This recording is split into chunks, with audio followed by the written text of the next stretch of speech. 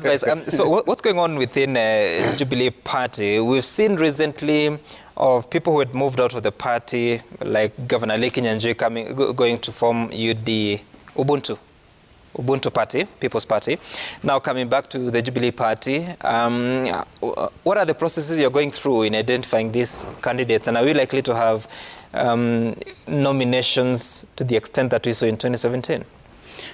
Thank you, Sam. First of all, thank you for having me on Citizen TV. One, I would want to start by the comment you make about very many people coming back into the Jubilee Party. It's testament because right now, Jubilee Party, the rebranded Jubilee Party. I didn't say very many, I said some. You said some. Some and very many is not very different. But then, as it stands now, in the Republic of Kenya, I think the party that is most likable today is the Jubilee Party.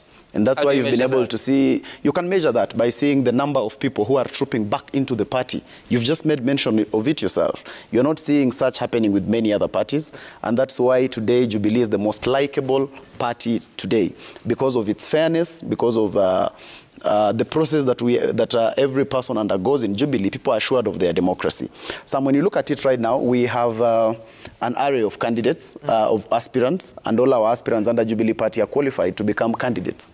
And that's why we are not grappling with issues of having to certify somebody who will then not go through the IEBC. All our aspirants are certified, and as it stands now, we are now heading into the nomination process.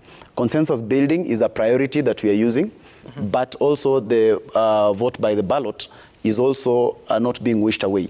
Where our candidates are more than two and we cannot be able to have consensus, we are going to be able to take them to the ballot. And our consensus building is a very fair process. We have seen parties that have boxed dictatorship in the name of consensus building, where you see them coming out to declare someone as their candidate, but the people standing behind the party leader, when you look at their facial expressions and their nonverbal cues, they are very sad people, meaning maybe these people have just been boxed into some decision. How do you read Jubilee? And do you mind being specific?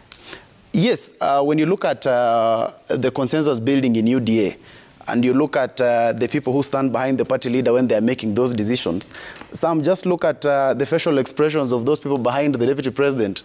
They are very sad people. They look like people who have been forced into a decision. And that is not how we are doing things at Jubilee. Our consensus building is very credible. It is involving all the aspirants. It is not just about the party choosing. It's also about, first of all, the first step is if the aspirants by themselves can come up with a decision to support one another. The second stage is now the party also taking position and just leading the process. So it's not just about identifying one person and forcing everyone else that you must be able to support this. So will you? But I also, in how many areas will you have these universal suffrage primaries? Across the country. We have candidates across the country. When are the nominations again? Our nominations are starting today, all the way to 19th. Oh, okay. All the way to 19th, and we have candidates across the country because we are a big party, so we have our candidates everywhere.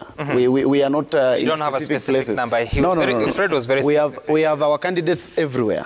We don't have just specific. The reason I'm asking this is because Jubilee Party is also within the Azimio movement. Yes. And there was talk about consensus building and zoning and everything within that movement. So would you know with certainty eventually how many areas will have Jubilee candidates on August 9? That is a conversation that will be gotten to at the larger Azimio level. But as it stands now at party level, as a party today, we have candidates across the country. We are not advising our candidates that we are zoning any places because Jubilee has a support base across the country. So we are not advising on that. But of course, it's not something we are wishing away, just in case, because again, we are looking at winning the majority of the seats.